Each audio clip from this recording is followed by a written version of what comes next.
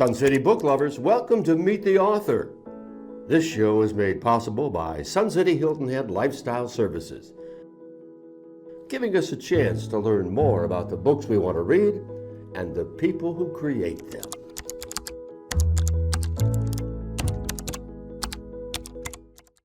Welcome to Meet the Author. So many of us are familiar with this month's featured author, Jesse Blanco, local TV culinary celebrity of his own show, Eat It and Like It.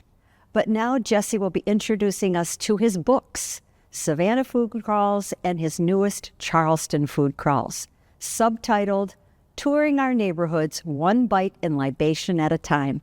Let's meet the author. Jesse, I promise you we're going to circle back to your on-air career that we're all so familiar with, Eat It and Like That's It. right. But the headline story today is the books. Okay, Books. your work as an author. Plural. You know, we've got two books. We've got Savannah Food Crawls, Charleston Food Crawls. What experiences are you giving readers with those books? Access to what Savannah's best casual food is, where it is. There's so much food in Savannah and Charleston, so much food, because there's two books, Savannah Food Crawls, Charleston Food Crawls. So much food, any visitor would get overwhelmed. I had a visitor come over Thanksgiving week who bought my book last month, and she said, she texted me, my goodness, there's just so many, I just need one or two. Well, I can't narrow it down because it comes down to tastes and stuff, but that narrows it down. I think there are 140 restaurants in the Savannah book, and maybe 90 plus in the Charleston book. But what I can tell you is if it's in the book, you can count on it being vetted and I think good. So there's your narrow down, then you take it from there. Well, the book. Let's work on Savannah because that's the one I've downloaded, all right? Very good. Okay, you've given us a plethora of ingredients. Okay, we've got geography. Yeah. We've got history. Yeah. We've got a tour guide. Right. Restaurant recommendations. Yeah. Menu suggestions, Yeah. sometimes parking suggestions, maps, and photos. How did you accomplish all that? I didn't. I was kind of hoping you would say that. No, I wish I could take credit for the idea, but I was approached by the publisher, Globe Pequot, who has a series of similar books all over the country. Austin Food Crawls, Portland, Oregon, I believe, Food Crawls. I think there's a Philadelphia. There were a number of them, and they said, hey, we're looking at doing this in Savannah, and we were told you might be the best qualified person for it. So the concept, the graphics, the icons that tell you this is for photos, this is for celebration, this is a bar, all of that is not my idea. That's theirs. I wish I could take credit for it, but you know, in their defense, I think it's brilliant. It's a very, very well put together list of where to go. Now, I wanted to ask you about those icons. I wondered if that was your device because this is a fun book to navigate. It is. It's kind of like a play, like almost like a scavenger hunt. Yeah. It's fun. Yeah. Tell them about the icons. What do they represent? There are, I think, 4 or 5. There's a little camera, which means it's Instagrammable, where you'll want to take pictures. Got to have the socials. Yeah. There's a cocktail, which means this is a bar. That doesn't mean you have to drink there. There are some that I list that I put a cocktail icon on because they have food that you need to try. This isn't a list of bars. It's a list of food. Some of that food is in a bar, if that makes sense. That makes sense. There's, I think, a party icon this is the kind of place you might want to go for a bachelorette or a celebration of some kind. And I don't remember what the other ones were. There aren't too many others, maybe 2 more. But they all serve their purpose and give you an idea, like you said, of where you are and how to navigate the city. Right, and if you want to just do it by the pictures, you know, we can just find the pictures we want to look at. Yeah. Now, Savannah Food Crawls, you've created 16 crawls, if I counted correctly. I would have guessed 15. I think it's 16. That means that we know the price is right. Okay, so we got the 16 crawls. Right. I want to know, out of those, do you remember, which is your favorite? Do you have one? You know, I ask chefs, what's your favorite dish on the menu? And they all look at me and they're all my babies. So I don't know. My own, I could not pick. But if I had to tell a visitor. Good. That was my next question. What is one that I have to do? It would be the Thomas Square crawl toward the end. I think it's crawl 15, maybe 16. Because there's so much congestion now toward the river and Plant Riverside and all of what has become the heart of downtown. Thomas Square is one of two crawls that is dominated by a walkabout through a neighborhood, residential neighborhood. And you get those, I get asked so often, what are the off the beaten path places? Well, the Thomas Square crawl is a off the beaten path crawl. Okay. And so for that reason. All right. So I like to ask people real quick. I like to ask, whenever I go to a city, I haven't been to Atlanta unless I've been to what? I do that always when I travel. I like that. And the Thomas Square crawl has a number of places that are iconic Savannah. If you tell someone you went there, they're going to say, oh, yeah, that's Savannah. Yeah. So I like that one. Okay, now you added 2 appendices to the book. Correct. And I think they're very creative and fun. Was that your idea? And tell us about those. That was mine. One is the rooftops. Because everybody, when I told some of the younger folks, you know, I didn't include any of the rooftops in this book. Oh, there are so many rooftops and they're so popular. Well, you're not going to crawl the rooftops. They're all spread out over, 2 miles, 2 square miles. You're not going to make a crawl that makes you walk 2 miles that way, and then the next one is 1.5 miles back. So I said, I asked permission. I asked the publisher, can I make these in the back so that people have access to our rooftops, which are so popular? And they said, oh, absolutely. And then the other appendix was worth driving for. Places worth a drive, because there's, everyone's focused on Savannah and the historic district, and for good reason. It's incredibly beautiful. For my money, the most beautiful zip code in America, but there is good food outside of there.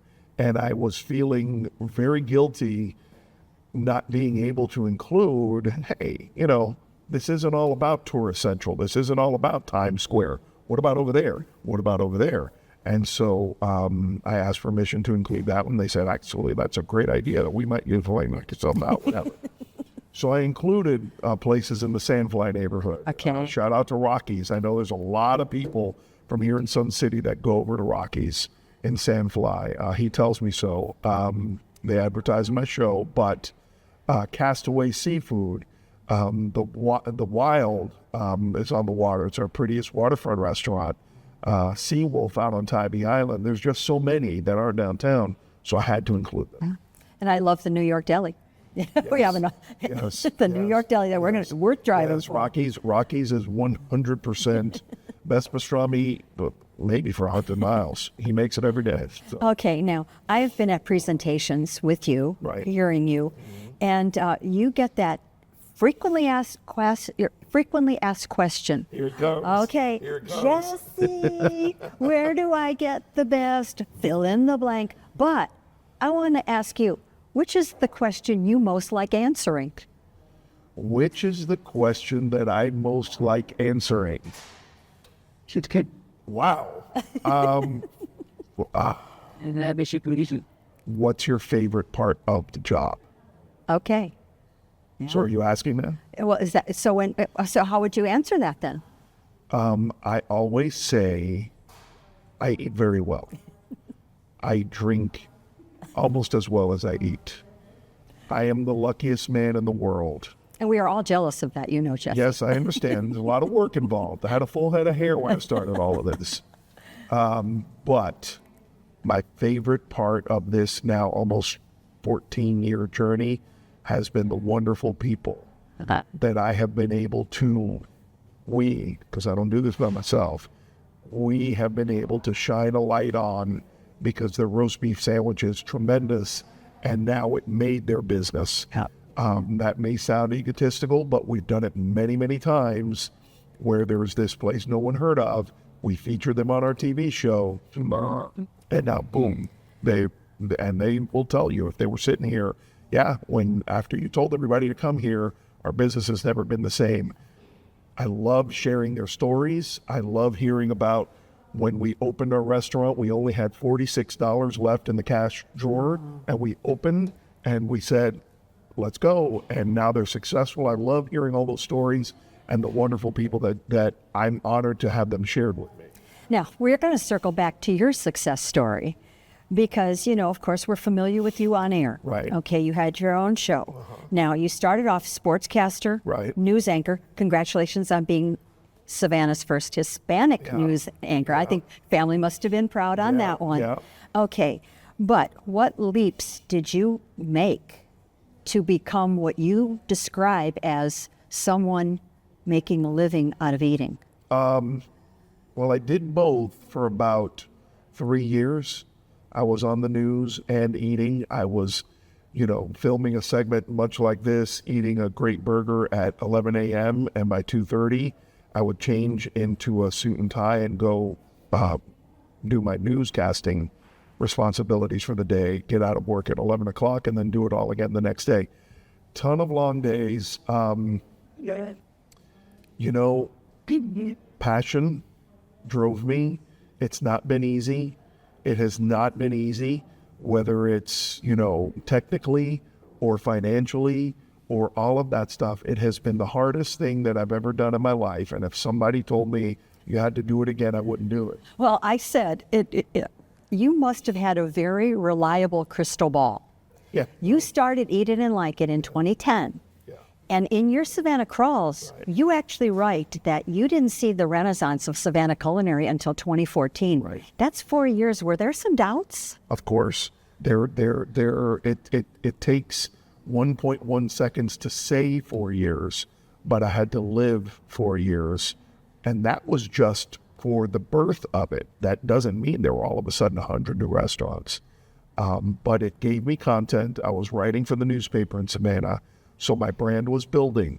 And so I was the only person for many, many years, even beyond those 4 years, the only person talking about food in Savannah. And to this day, I'm the only person talking about foods in Savannah full time. That's right. And so I've been able to build a brand, but I had to sell potential clients and advertisers for the TV show on an idea. If you have a PR firm or you're an attorney or you're a doctor, you go open your office, you put up a slate and, hope customers come.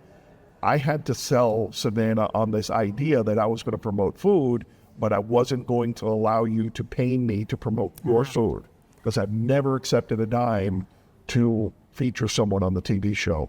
And so, well, then how does that work? I'm not going to pay you to promote other places. Well, I'll put a commercial in the show for you. And it'll run and people will see it and it'll work, and it has. Well, I have to tell you, we've gotten to know you. You've come to Sun City a few times. But preparing for this, I decided to go through some of your socials. Yeah. And I think there's a few more things we could learn about you, but I don't know if they're true. So we're going to do a little true-false trivia.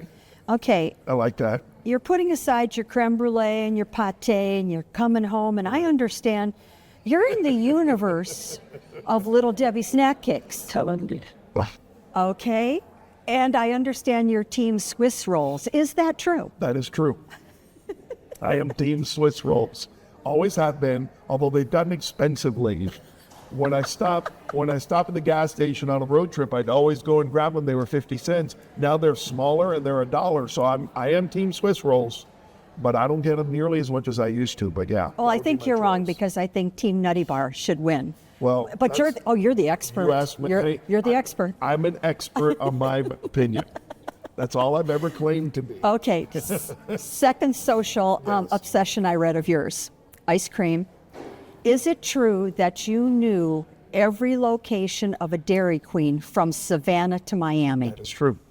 That is true because my family's in Miami and I did the drive enough. And if we passed the one in Sebastian, Florida, down near Vero Beach. I forgot. All right, there's another one in St. Augustine. Yeah, I knew where they all were until 2020 when everything got shuffled. Okay. But I did, and from Savannah to Atlanta as well. I did. There aren't that many. I mean, let's not pretend that there's 15 of them in a couple of hundred miles, and I know 3, but I knew where they were. We need some gas. Okay, let's wait till the Sebastian exit, because then there's a Dairy Queen. Yeah. The geographical landmarks of your trip. But I hear you found something local.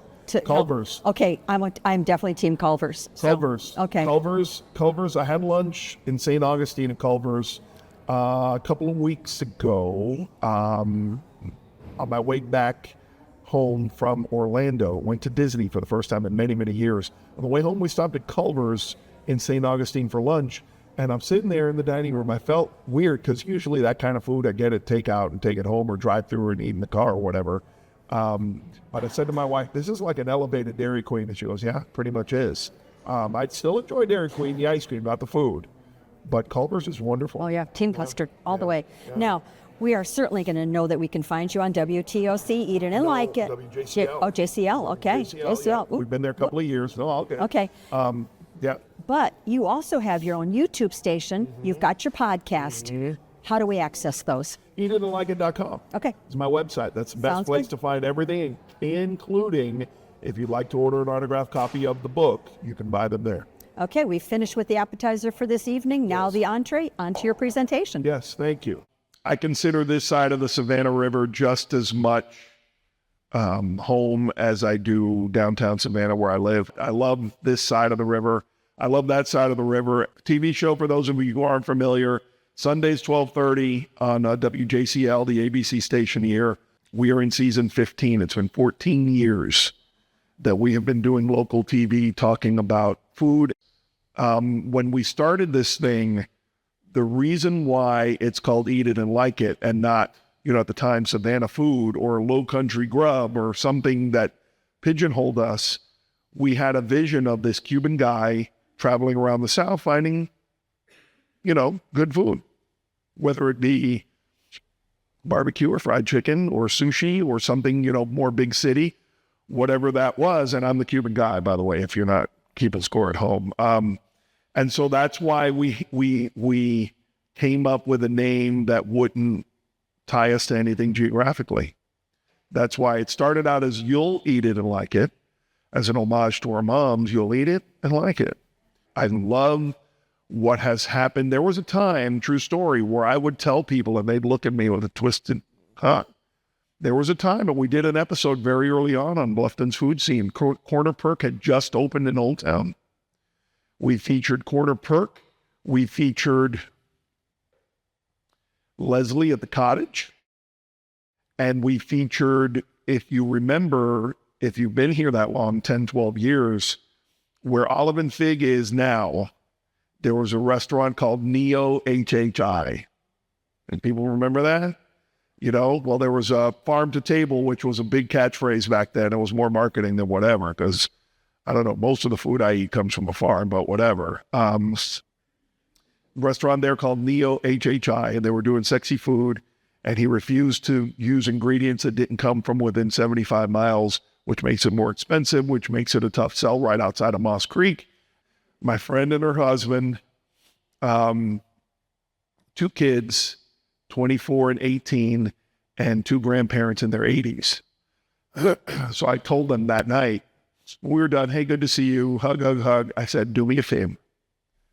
Tomorrow, if you can get away for 90 minutes, leave everybody here and go walk Bull Street from City Hall, which is right there. They were staying about a block and a half away, from City Hall to the park. Just the 2 of you. Stop if you want, have a beer. Stop if you want, have a coffee. You'll see it all. But that is like our most romantic stroll. And then you end up at the park with the fountain and the pictures and all that stuff. She sent me a picture of the 2 of them in front of the fountain. I said, oh, you made it. You still there? She goes, yeah, we're about to walk back now. I said, oh, very cool. And I lived about 4 blocks from that fountain in Forsyth Park. And about not even 10 minutes after she sent me that picture, the skies opened up. It was a gully washer, just poured raining. And I texted her. I said, are you caught in this rain? She responded, yes. But we dove into a hotel. I think they dove into the DeSoto, waited for it to go by. But all that, I share all that story just to share that, you can hear from me sharing that story that being able to live downtown Savannah is just one of my wife and I's biggest joys. Our daughter was born here in Savannah, and we moved away, but we came back. And so to have a front row seat to all of that is just amazingly cool. To be the food guy of record to all of that is, amazingly cool, yes, but humbling that people trust me still as much as they do. Because there's a lot of options for opinions out there, especially on social media. Everybody with a phone is an influencer these days, and you got to try this, and you got to try that, and this was the best, whatever, insert name of this was the best soup I've had in my life, whatever it is. And then you go and try and go, and then you find out they were compensated to say that. It has been, at times, the most satisfying, including what you'll see on TV this weekend. One of the most amazing experiences that I've had in the 15 seasons that we've been doing the TV show was a trip that I took with Bob and Jackson Prust to the Bourbon Trail in Kentucky. Hilton Head Wine and Spirits is on the island, obviously, over where Whole Foods used to be, Shelter Covish. And he's been a big supporter of mine for many, many years. And he's built a powerhouse of a little liquor store there. But they have the best bourbon selection on the island. And I'm guessing that would include Bluffton. I don't know, but I know it's the best on the island. And they probably have the best prices on the island. And that's not just me talking, because I'm not a big bourbon purchaser, but I hear people talking. And I've talked to people about it. And so all of that said, the opportunity to go with two good friends up and try and select the barrel, you'll see it this weekend for those of you that watch the show. They took us into, they call them rick houses, the big, where they keep all the barrels. And they had 5 barrels on the ground, and you'll see, but they said, okay, pick 3, any 3 of those that you want. And then we will take the bourbon out, put it in little glasses like a science project, and then we'll taste them. And then you guys will pick a barrel. And we did. And the barrel that we picked will be bottled and sold at the package shop on the island beginning in March. And he's going to put, we signed the barrel. You'll see this all on TV. We signed the barrel, and I wrote Jesse Blanco, drink it and like it. And he said to me, I like that. Why don't you give me your logo? I'll put it on the bottle. I'm like, I could do that. So that's what you'll see, that whole process this weekend. And I will also plug the fact that I had one of the most amazing restaurant experiences of my life in Louisville, Kentucky. But I didn't eat the food. How about that for a tease? So yeah, it was an amazing restaurant experience. Gave me goosebumps. But I didn't get to eat the food. So you'll have to tune in Sunday, 12:30. So enough about all that. I'm going to spend a couple of minutes talking about these books. I have 2. In my possession, I have 1. The warehouse couldn't promise them to me by yesterday, and I got in trouble last year with the Bon Appetit Club. And if you want me to sign it, then you need to order it from my website, eatitandlikeit.com. It's right there on the homepage. The books were not my idea.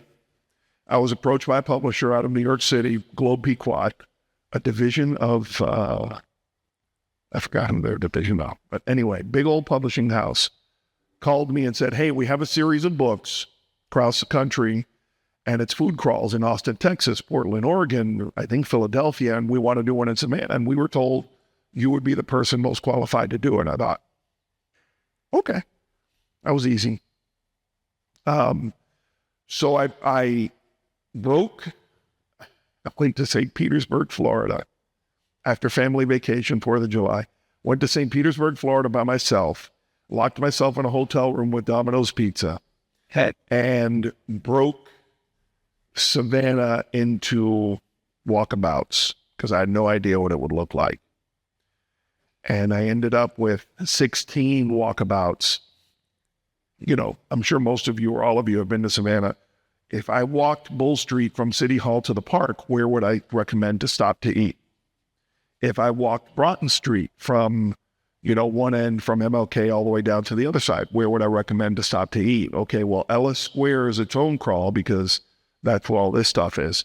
How do I work in the Pink House without mentioning fine dining, because I was forbidden from mentioning fine dining in the book. They wanted approachable food, and you don't crawl fine dining, so none of the fine dining in Savannah is in that book. And I did that over 2.5 days in St. Pete, and I picked St. Pete because there's nothing else to do there. I didn't want any distractions. I was in downtown St. Petersburg, which actually has, I could get in trouble with my wife for saying that. She used to live in the Tampa area. St. Pete's got a little bubbling food scene, but did all that, sat down to write it over 9 days at the end of July of whatever year that was, 22, I want to say. And took 60+% of the photos with my phone, believe it or not. Got some professional photo help. There's a headshot of me on the cover of the Savannah book. And I asked the publisher, because they don't do that. They usually, since it's series, they all look like this. The only thing that's different is it says, the name of the city, Food Crawls, but they all look like this with 9 pictures. And I told them, hey, for the Savannah book, because I am who I am and what I do, it would be smart to put a picture of me on the cover. And they were okay with it. So the Savannah book has a picture of me. The Charleston book, I didn't even ask because it would have been nice, but whatever.